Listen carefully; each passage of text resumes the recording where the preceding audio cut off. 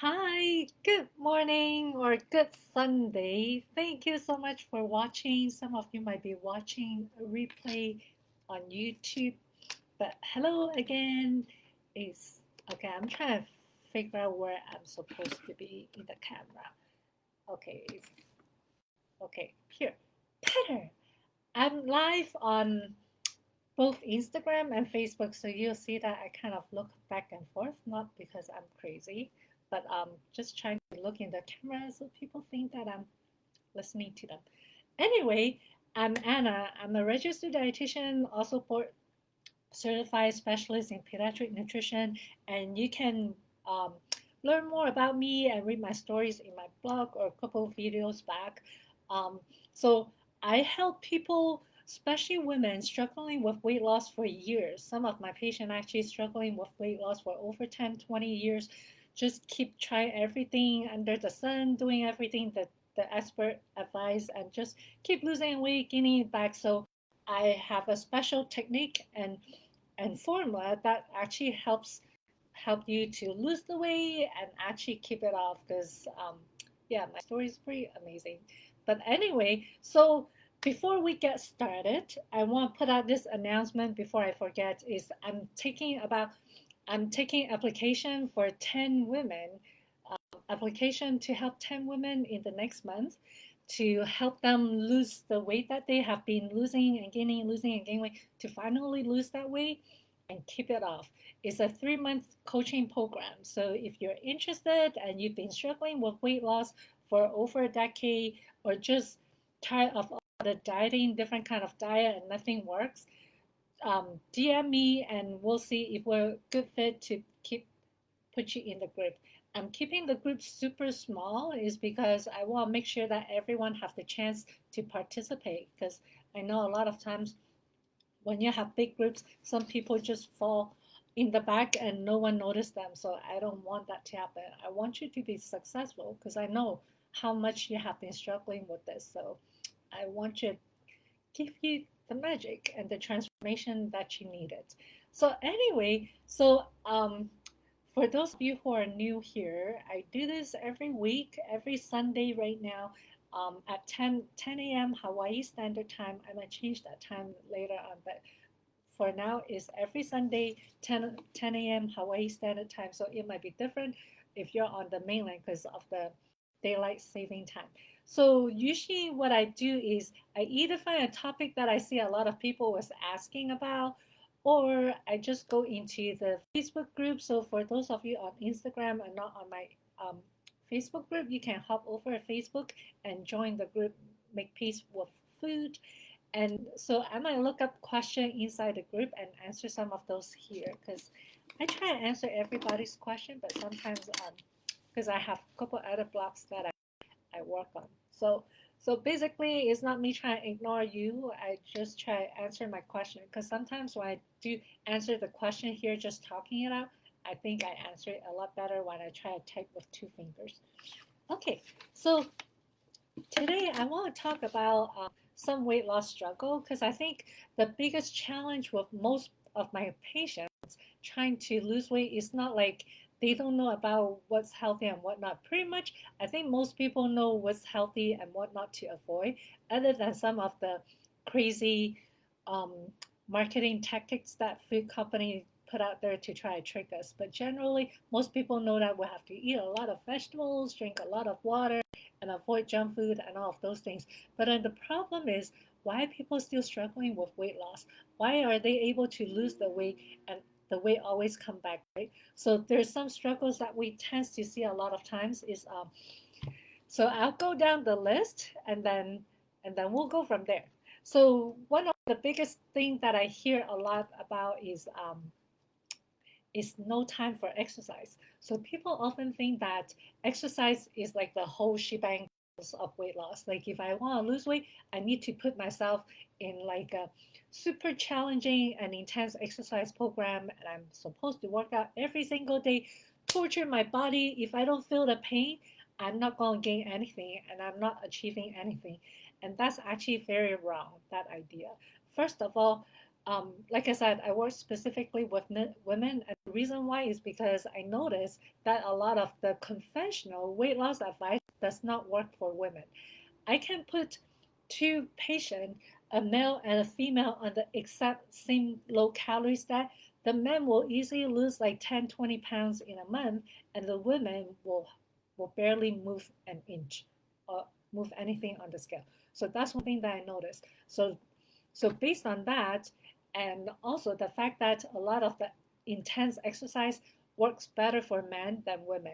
So you might be exercising with your husband, your boyfriend, or a male friend, and you'll notice that they're gaining muscle, leaning out, and then you, on the other hand, is like your weight still stays the same.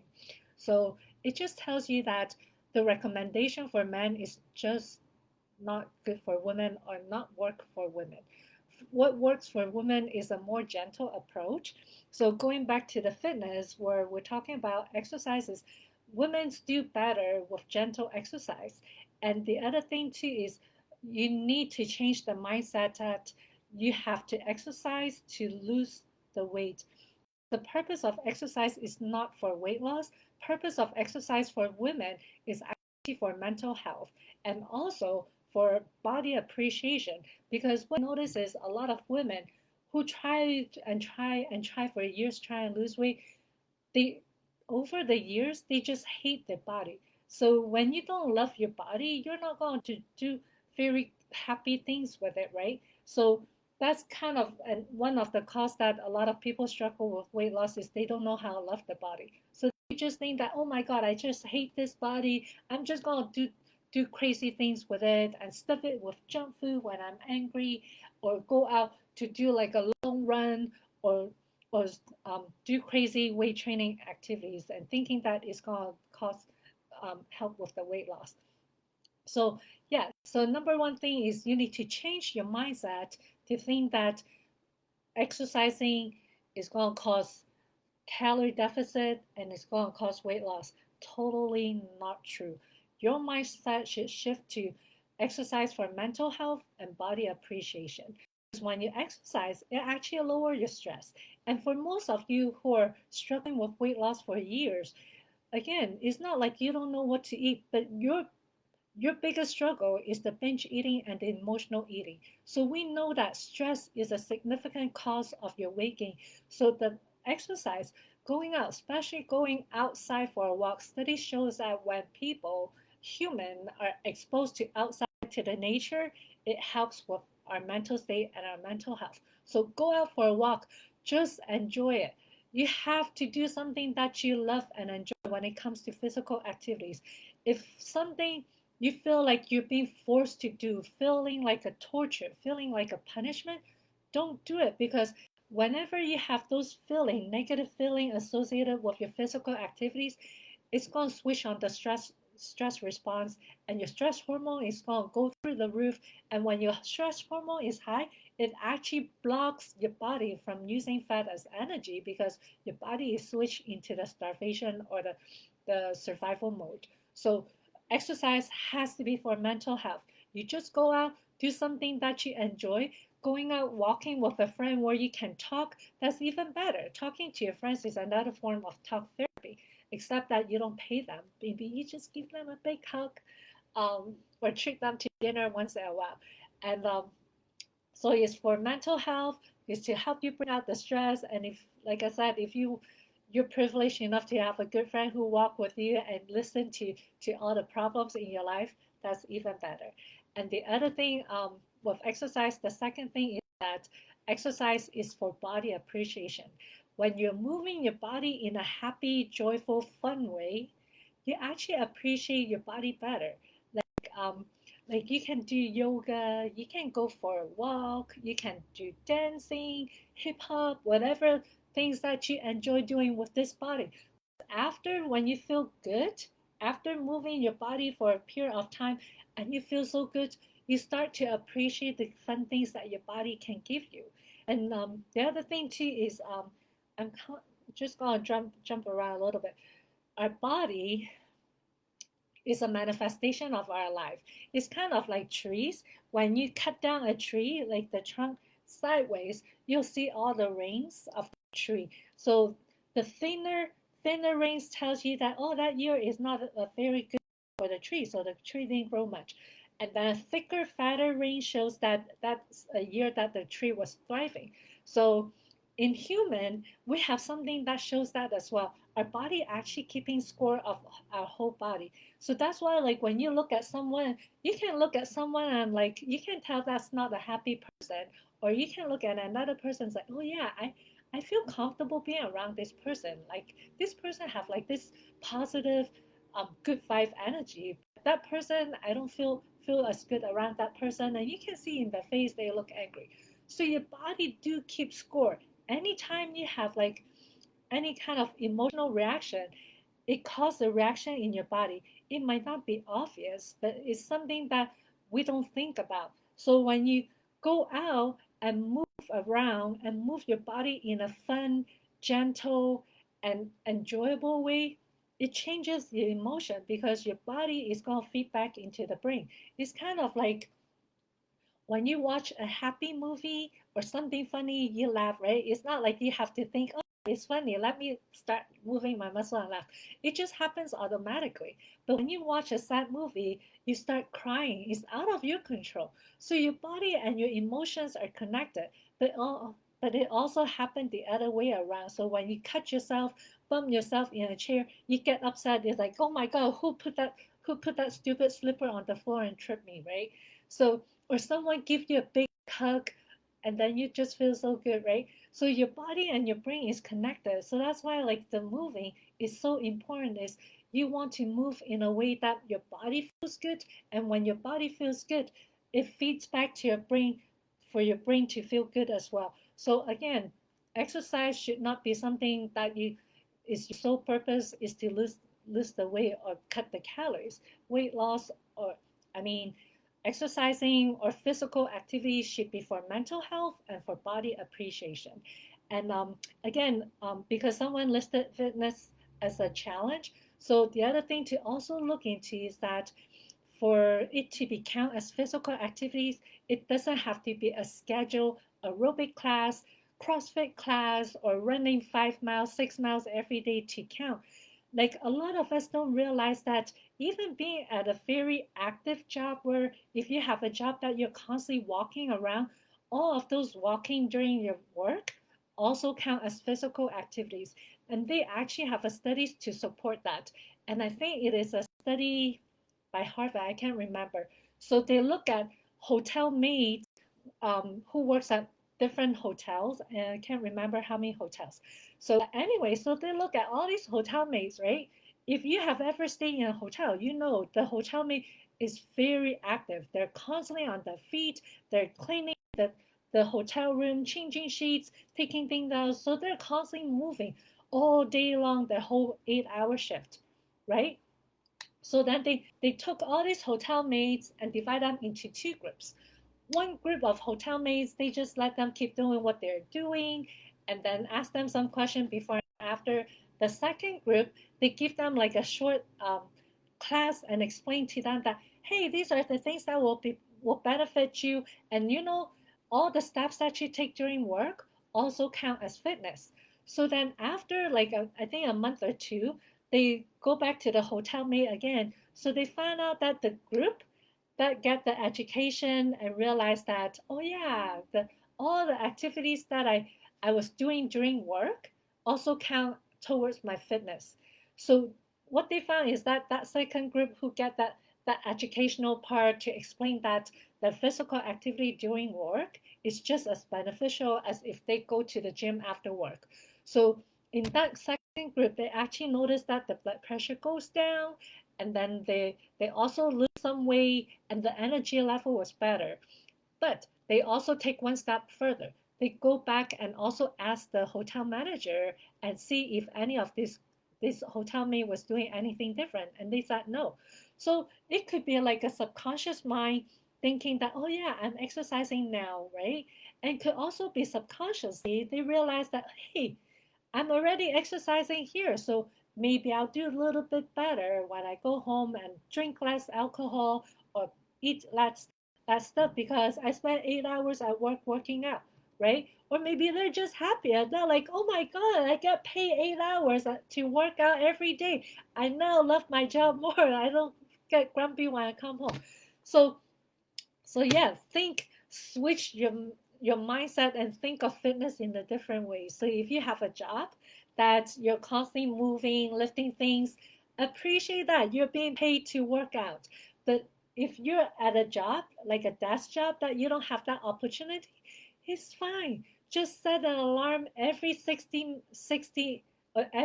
minutes. Set an alarm. Get up and dance for a minute. Just dance. Do something fun. If you don't like to do push up, don't do push up. Do something that's fun. Don't do something because some fitness gurus are, oh, this is the best exercise and you hated it. Do something fun with your body. You need to appreciate and love your body in order to achieve any goals. Okay, without this body, you're nothing. All right. Okay. Next fitness challenge or next weight loss challenge is diet. And of course, with all the information out there, I'm pretty sure none of us is short on health information.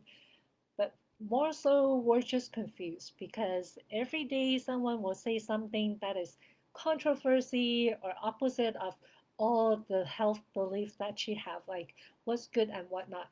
And the problem is, I think maybe learning about where to get your information from. So me and my friend, we talk a lot about investment, right? So you need to be very careful about where you get your recommendation from.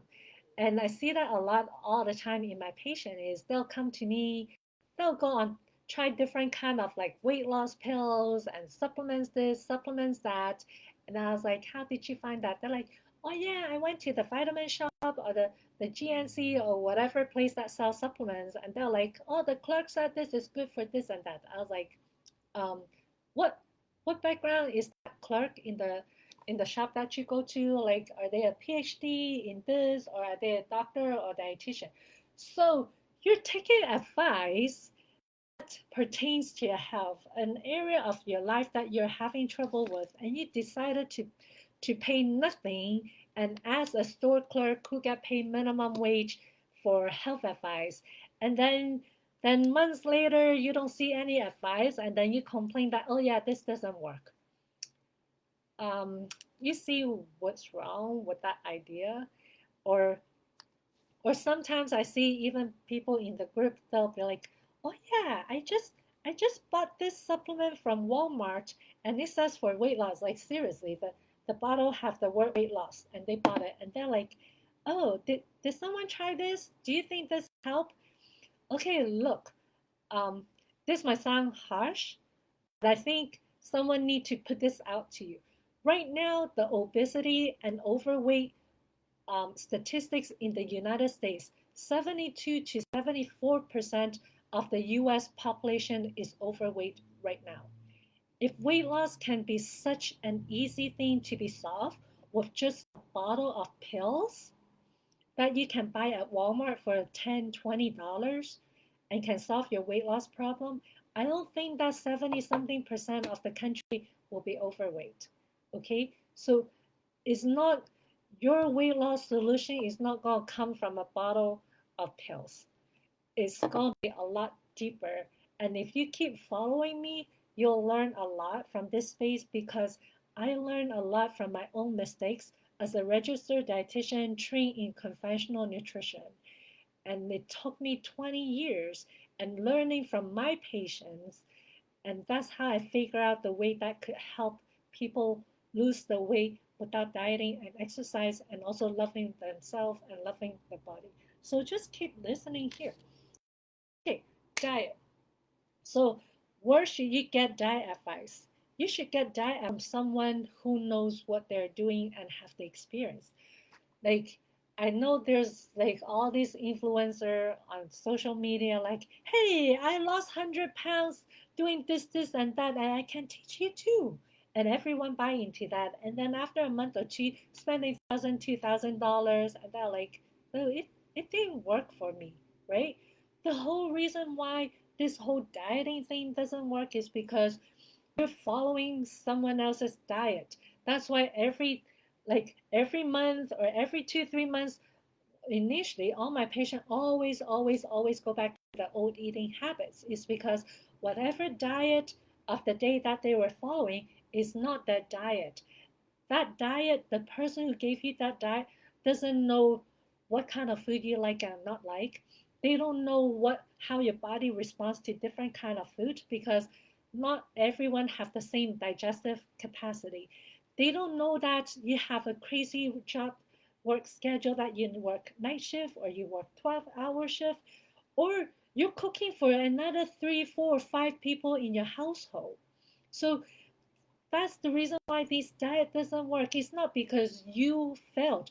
You didn't fail. You're just following the wrong advice and given the wrong recommendation. And that's why every time you go on a crazy diet like fasting, intermittent fasting, whatever diet out there, you feel like a rubber band being stretched so far long that eventually you snap and then you binge on food. And then even with that binge eating, which is obviously caused by on the wrong diet, you're blaming yourself. So you see how this whole dieting just doesn't work, because it makes you feel like the failure in this whole equation, when actually it is not your fault. It is the fault of the society. They're giving you the wrong information.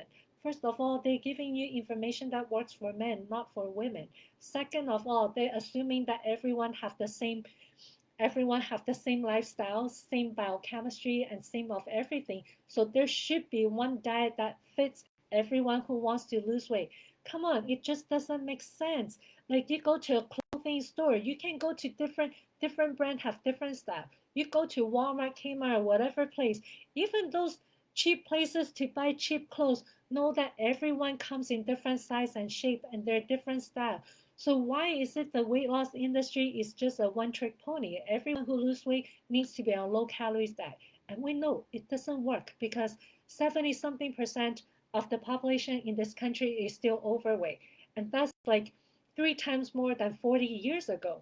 Because if you look at some old pictures from the 1970s, you hardly see any overweight people. Compared to nowadays, if you just walk out on the street, you see about 70% of people who are overweight. What changed? Not your genetics, because human genetics or human body cannot have changed that significantly in 30, 40 years time frame. What changed is our food environment and the type of food that we're eating. We're not eating the same way as our grandparents do, um, maybe 40, 30, 50, or even 100 years ago. Our food environment have changed. So we need to start looking into that. And that's one of the things that will help you um, fix this dieting challenge, is by looking at your food environment and also learning to listen to your body. Because a diet that works for your neighbors is not going to work for you, because we all need the same basic nutrients. So like the carbohydrate, protein, fats, water, vitamins, minerals, and antioxidant. But the food that we get it from might be different. Like I'm sensitive or I have gluten intolerance, so that means that I cannot get my sugar or my carbs from bread or pasta and all those things. I have to find different forms to get my carbs. For someone who's allergic to fish or seafood, will have to avoid those and eat only beef, pork, and turkey, things like that, to get their protein. So we need to learn to listen to our body, because again, as a society, we're so brainwashed to think that the only way to lose weight is to cut calories and to eat less food and to starve ourselves.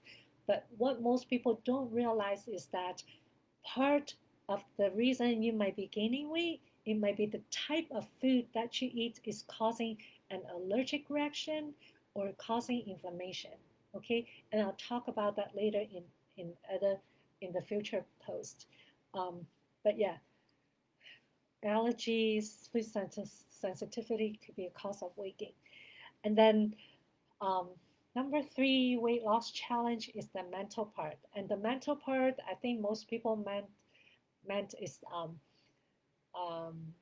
the power to say no. When someone offers you a piece of cake, you have to say no. Sometimes it's hard. Like I have the same issue, but don't turn it into a big mountain. It's just like, oh, okay. And and again, it all goes back to like how to say no to something is really treating your body nicely, listening to your body, giving your body what it needs. So just knowing that the number one cause of binge eating, there are many other causes as well, but the number one that I see in my patient who was restricting the calories, restricting the eating, starving themselves, is really the dieting itself. The diet, the restricting the calories, saying no, depriving yourself of the things that you want.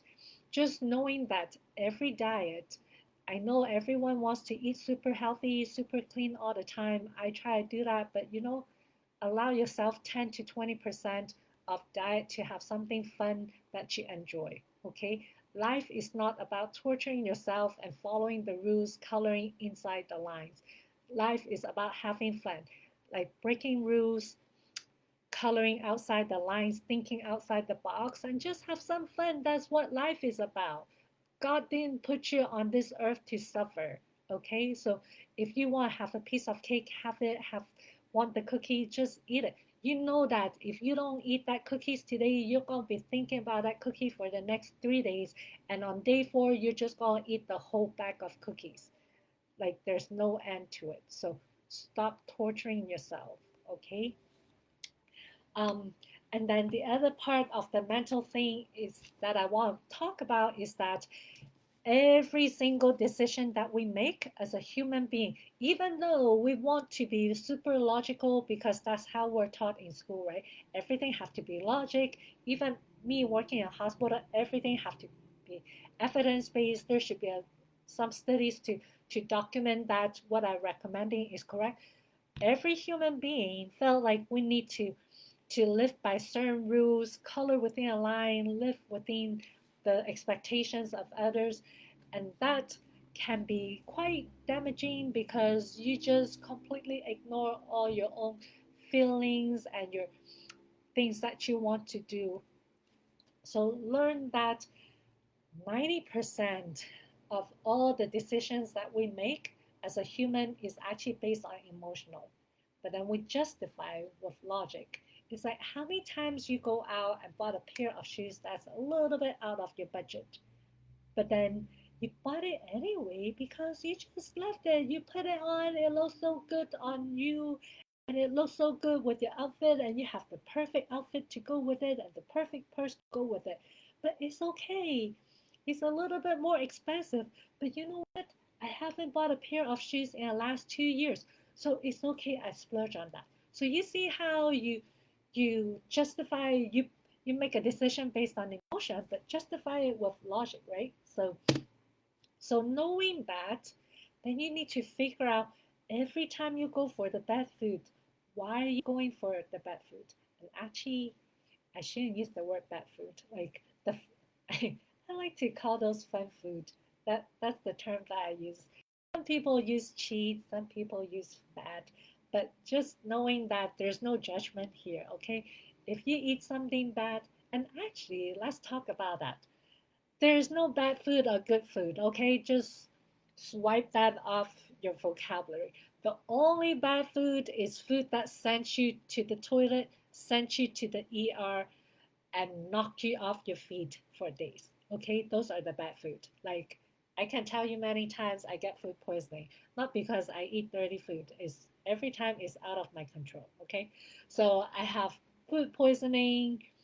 Those are my bad food because I ended up in the ER attached to IV and get no friend. So those are bad food, not a cupcake, not a cookies or chips or whatever. Allow yourself to have some fun and enjoy some of those things. So no bad food, no good food. Food is just food. It's kind of like gasoline or the fuel you put in the car. You don't go to a gas station and stand there like, okay, there are many different choices here. Which one should I pick? Oh, okay. Well, you don't just pick the one that you decide that is cheaper or whatever. You pick the one that your car says it should take. Like my car takes premium gas, so I put premium gas. I don't go to a gas station and second guess myself. Oh, should I get a cheap one or get the more expensive one or get the diesel one. No, I just get the one that my car needs. So it's the premium, I pay a little bit more, that's fine. So I put it in because that's what my car needs. And I don't stand there and like, oh, did I put too much? How much I should put? Is this too much or too little? No, you don't. You just stick the thing into the car and fill up your tank until it clicks that you cannot fill up more. You give the car what you want, then the car takes you to places that you want. So same for your body. If you treat your body like your car, then you'll change your mindset, right? You you take good care of your car, so you take good care of your body. You put pretty stuff on your car to decorate it. You put pretty stuff on you to make yourself look amazing and feel confident. And then and you just put put food that feeds your body. Like any food that you eat, you have a rash, you feel nauseated, you feel tired, you feel sick. Those are food that your body telling you that don't give me that anymore. I don't like it, right? So learn to listen to your body because the problem with like the mental part I think is that people just don't trust themselves anymore. And I can see why because if you've been on a diet for like over 10 years, a lot of my patients been on diet for 10, 20 years, still losing the same 20, 50 pounds over and over again. When you've been doing that, you've been following someone else eating and diet all this time. So over all this year, just you just learn to ignore your body communication to you. A lot of my patients come to me, they're like, oh, I don't feel hungry. And the reason why is because you've learned over the years to ignore your hunger signal because when someone told you to follow a 1200 calories diet, you're counting every single calories. And then by noontime, you already finished your 1200 calories. So the rest of the day, even though you're hungry, but because you already met your 1200 calorie goal, you're like, I cannot eat. So I'm hungry. I'll just suffer through it. I'll just ignore my hunger. I'll just go for a long run. I'll just drink a lot of water, ignore my hunger. So over time, your body just like, oh, forget it. I'm not going to even mention that I'm hungry. She's going to ignore me anyway. So it's the same thing like how your kids come and ask you for stuff. Mommy, mommy, mommy. After the 100th time of not being heard, your kid just stopped talking to you, right? So it's the same thing. So to undo that, simple. You just need to start eating consistently. Don't worry about calories. Just eat because learn to eat kind of like feeding a baby again. Because you know, when you have a baby, you don't know when your baby is hungry and when's not. But after you feed your baby so often, you kind of start reading some of the cues. So, same thing with your body. You just need to start eating consistently. Even though you feel hungry, knowing that your lack of feeling hunger is a learned behavior. So you need to unlearn that. So when you're not feeling hungry for the whole day, you know that something is not right and your signal is off. So eat every 3 to 4 hours. I don't care if you're not hungry, just eat one bite of food. You need to start somewhere. Even if it's just one bite of food, you're going to start with one bite and try to eat about the same time every day. Don't make this such a big deal into like a power thing. Just be nice to yourself. Eat within first 2 hours of waking up and then from that meal on, 3 to 4 hours later, eat again. 3 to 4 hours later, eat again. 3 to 4 hours later, eat again. Make sure always eat a protein food first, because protein is going to give you a longer, more sustainable energy versus something that is carb heavy or full of sugar. Because we all know what happens when you eat a lot of carbs and sugar, right? you, you crash after eating all that sugar and carbs, and then you actually want even more sugar and carbs. Okay, so yeah, those are the three challenges, um, most common weight loss challenges. And the other thing I also want to talk about is liquid calories. That's something that I see a lot. It's not part of the struggle, but something that I see, mistakes that I see many people do. And I think part of it is not so much that people are ignorant, it's more so that they don't think of the drinking calories as much as the eating calories. So, if you come to see me for weight loss, I usually ask you what you usually eat throughout the day, what do you eat in between, and also what you drink, because most people don't realize that they can get a lot of calories from just the things that they drink alone. And a lot of people don't even realize is the alcohol that they drink. Um, so for whatever reason, alcohol seems like this like non-food thing that, oh yeah, I just drink on the weekend, or I just have a beer or glass of wine after work to relax and blah blah blah. But that also have calories in it. Okay, but I know I don't focus on calories too much, but just hear me out first. Alcohol, even though it's not carb, well, actually, it's not true. Let me redo this. So, alcohol, even though it's not food, it does provide calories, and it does affect your body function, and it does affect weight gain indirectly. So, alcohol is not free of calories, it's not free of anything, it's not a free food. Alcohol is basically a poisonous version of carbohydrates. What happens is when you drink alcohol, that alcohol actually goes straight to your liver. It doesn't go into your bloodstream right away because your body recognizes that it is a poison substance. So it goes straight to the liver where it is being detoxified. Basically, it takes out the poisonous part of the alcohol.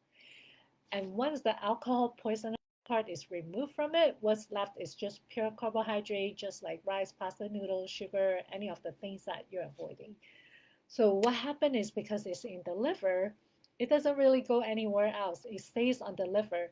And the way that the body keep any excess energy is to turn that sugar and carbs from the alcohol into fats.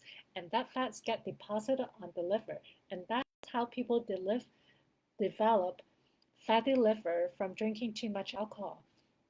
So, so that's one of the problem is that so alcohol causes fatty liver. Second thing, all of that carbs and sugar coming from the alcohol actually changes your biochemistry. It makes your body actually crave more sugar and even more. So it makes you hungrier for more. So it changes your body chemistry, causes inflammation. Because again, any kind of toxic, anything that your body cannot use as energy or turn it into tissue for recover, it becomes an enemy, a garbage or trash that your body have to use, spend resources to get rid of.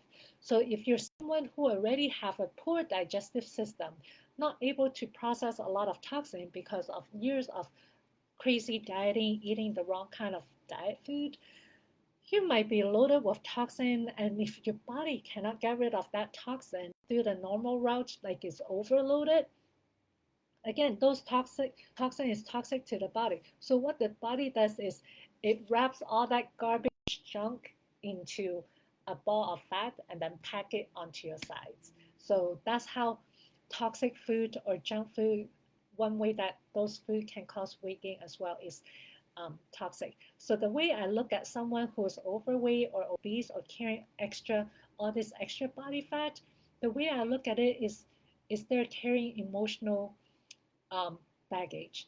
So just knowing that um, you didn't become overweight or obese or gain that weight and lose it, gain that weight, keep going up and down, not because you have no motivation or because you're a bad person or you're lazy or have no willpower.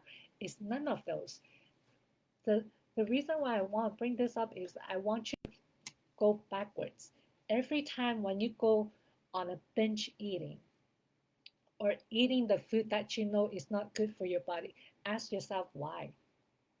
Because when you can answer that question, why you're eating those foods, why are you eating a whole bag of candy? Why are you eating the whole bag of family size Doritos by yourself in one sitting, in secret, in hiding, away from other people? There is a reason why.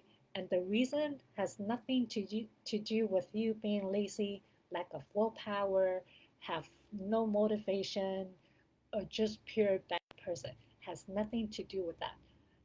The answer to that question, why you're going for all those food, is the reason why your weight keeps going up and down and you cannot bring it down, even though you try everything under the sun, try every single diet out there. That is the reason why you gain the weight. So yeah, people do use food as a way to self-medicate themselves, to numb some feelings, numb some escape from some situations, or even to punish themselves because of something that they did that they perceive as shame and guilt on their own. Okay, so let me see. I think that's all I'm going to talk about is this the weight loss struggle. But if you have anything that you want me to talk about, a question that you want me to answer, please put it in the comment, DM me, let me know what you're interested in me talking about. And and again, like I'm a registered dietitian, hypnotherapist, pediatric specialist. Um, so I have a lot of experience working with patients, so I see it from different perspective. Um, I don't go by the book because I see what works and what not in my own client and population that I work with. So that's where I'm coming from. And and again, I would love for you to join my group. So I have 10 openings right now that I'm accepting invitation for. If you are someone who's been struggling with weight loss for years, try every single thing under every diet pills, even weight loss surgery. People don't believe it when I tell them that I've seen a lot of people who have weight loss surgery many years ago and gained their weight back like 200, 300 pounds. It's real. So if you've been struggling with weight loss for many years and just tired of going on another diet, DM me. Let me know. And we can see if we're a good fit to work together because I have the person to help you achieve that weight loss that you've been waiting for, also help you keep it off as well. Okay, so that's it for today, and thank you so much for all your love and support on both my Facebook side and also my Instagram follower. And for those of you who are on TikTok, I'm also on TikTok as well. So there are many places to follow me, and this live will be shared on YouTube as well. So if you missed it, go to go to the YouTube and watch this again. Okay? All right. Thank you very much, everyone. You all have a fun rest of your Sunday, and I'll see you next week. Bye.